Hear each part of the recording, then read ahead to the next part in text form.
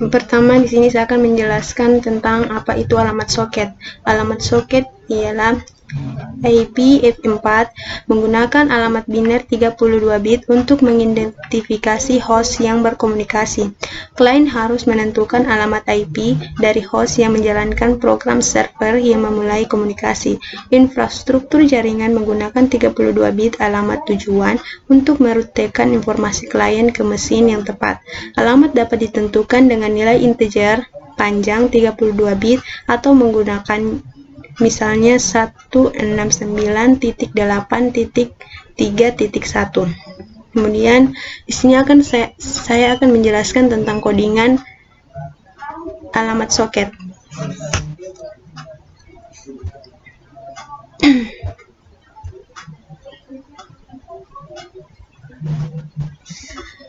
Cetak host info, cari informasi host, alamat, alias untuk argumen nama host dan cetak ke konsol baris.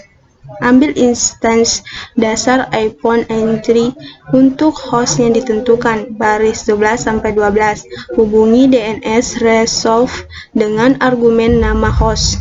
Jika berhasil, host info akan mereferensikan instance kelas IP hostnya yang berisi informasi untuk host yang ditentukan.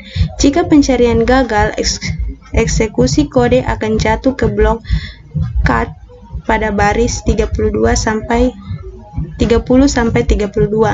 Kemudian yang kedua itu cetak nama kanonik baris 14-15.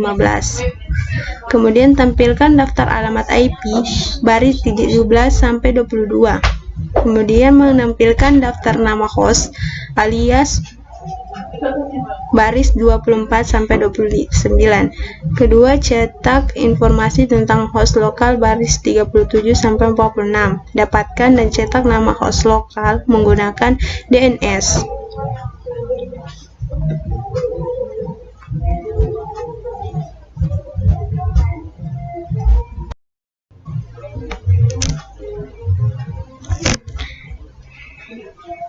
Baik, di materi kedua ini saya akan menjelaskan tentang implementasi soket.net. Soket adalah titik komunikasi dari lalu lintas komunikasi antar proses di dalam sebuah jaringan komputer. Hampir semua komunikasi antar komputer sekarang berdasarkan protokol internet. Oleh karena itu, hampir semua soket di jaringan komputer adalah soket internet. Sebuah alamat soket terdiri atas kombinasi sebuah alamat IP dan sebuah nomor port, mirip seperti sebuah koneksi telepon yang memiliki nomor telepon dan nomor ekstensinya. Berdasarkan alamat ini, soket internet mengirim paket data yang masuk ke sebuah proses atau thread aplikasi tujuan. Soket memiliki elemen-elemen utama sebagai berikut. Yang pertama yaitu local IP, kedua protokol, ketiga local port, keempat remote IP, kelima remote port. Selanjutnya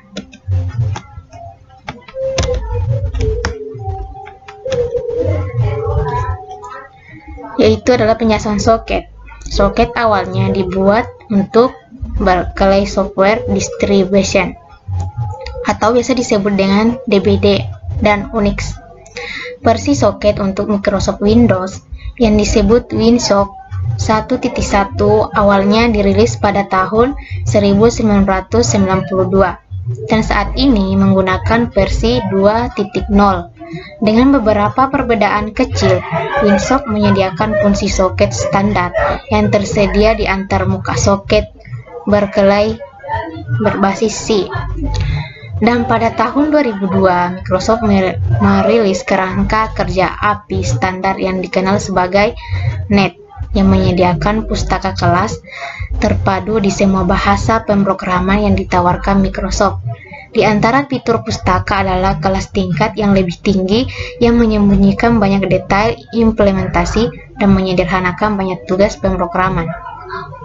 Namun, abstraksi terkadang dapat menyembunyikan beberapa fleksibilitas dan kekuatan antarmuka tingkat yang lebih rendah. Antarmuka berkelahi soket yang secara universitas dikenal sebagai soket. Singkatnya adalah antarmuka pemrograman aplikasi atau biasa disebut API, standar de facto untuk jaringan yang mencakup berbagai sistem informasi. Soket API dirancang untuk menyediakan akses umum ke layanan komunikasi antar proses yang mungkin diterapkan oleh protokol apapun yang didukung pada platform tertentu. IPX, Appletal, TCP atau IP dan seterusnya. Sebagai konsekuensi dari pendekatan umum ini, soket API mungkin tampak sangat rumit pada awalnya, namun pada kenyataannya, dasar-dasar pemrograman jaringan menggunakan protokol internet atau biasa disebut dengan TCP atau IP tidaklah sulit. Antarmuka soket telah ada sejak lama, setidaknya di waktu internet, tetapi sepertinya akan tetap penting di masa mendatang.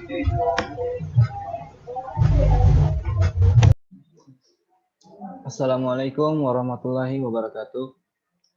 Perkenalkan, nama saya Gilang Ramadan, Stambuk F551-19134 dari kelas D. Di sini saya akan menjelaskan hasil codingan yang telah saya buat dari buku itu. Yang pertama, yang terdapat pada baris pertama, using system for console integer 32, argument, exception, environment. Ini adalah library dari codingan yang akan kita buat. Kemudian kita lanjut dan ini adalah yang baris kelima adalah kelas TCP echo server dan private const integer book size 32 dengan teksnya size of receive buffer. Kemudian static void main yang terdapat dari baris 10 sampai 15 ini adalah setup aplikasi dan penguraian parameternya. Kemudian baris ke 17 sampai dengan 24 itu adalah pembuatan soket server. Pendengar diinisiasikan dengan IP address, any, dan nomor port. Nomor portnya server yang ditentukan. IP address any adalah yaitu IP address default, yaitu 0.0.0.0 dan menunjukkan bahwa pendengar akan mendengarkan di semua antarmuka lokal yang tersedia.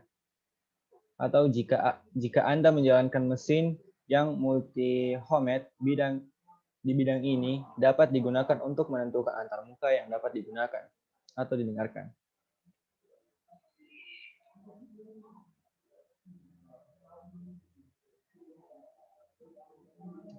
TCP listener ini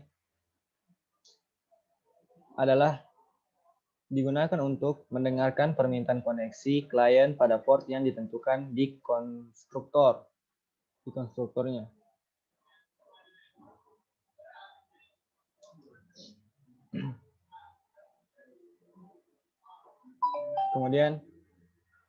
Kemudian pada baris ke-29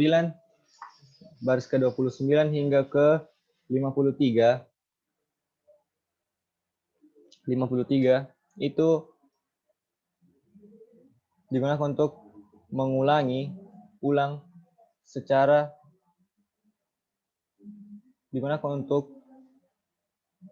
selamanya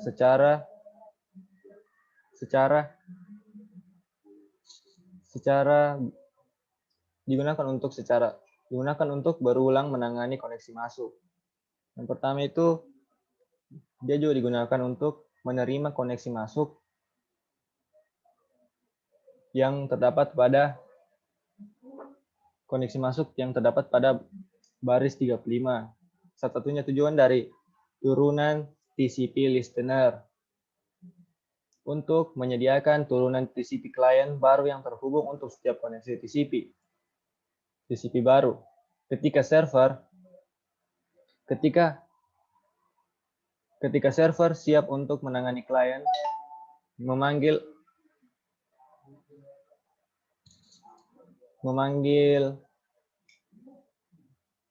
accept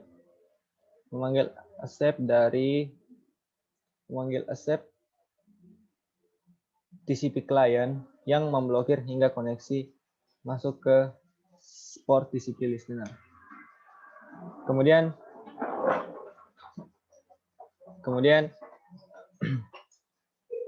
pada baris ke-48 dan 49 itu digunakan untuk tutup aliran dan soket klien, network stream, dan soket TCP client. Dan yang terdapat pada 51 hingga 54 itu penanganan pengecualian. Server harus cukup kuat untuk menangani klien yang tidak berfungsi atau berbahaya tanpa crash. Pengecualian apapun yang terjadi selama pemrosesan ditangkap di sini dan ditulis ke konsol, network stream, dan soket yang mendasarinya. Ditutup untuk dibersihkan. Perhatikan bahwa blok cache ini berada di dalam loop for. Jadi, setelah menangani pengecualian, loop berlanjut dan klien lain dapat dilayani. Mungkin itu dari saya. Sekian. Assalamualaikum warahmatullahi wabarakatuh. Bismillahirrahmanirrahim. Assalamualaikum warahmatullahi wabarakatuh. Perkenalkan, nama saya Irfan Saringko, Standbook F551 19080. Baik, berikut penjelasan codingan saya. Baris ke-9 sampai 19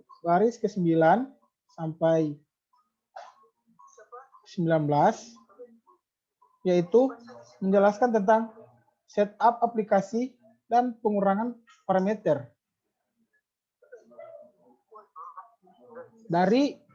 Berikutnya dari baris ke-17 sampai ke-19 yaitu penjelasan ubah argumen menjadi bit.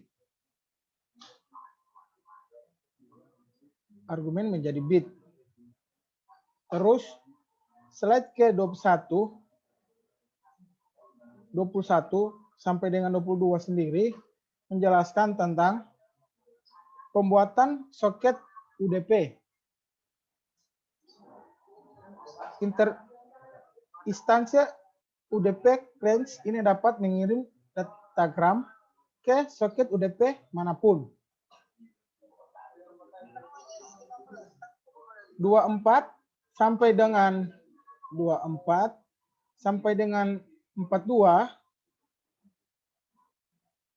sendiri yaitu menjelaskan tentang kirim datagram dan terima responnya.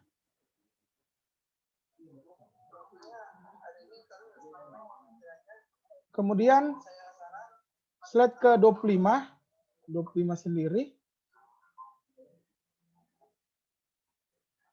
sendiri sampai dengan 26 menjelaskan tentang mengirim datagram panggilan set dalam kurung mengambil array bit, datagram, dan jumlah bit untuk dikirim sebagai argumen. Send of juga dapat menggunakan argumen opsional.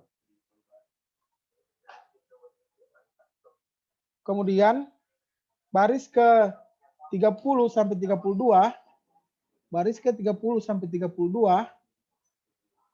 menjelaskan tentang buat titik akhir IP jarak jauh untuk menerima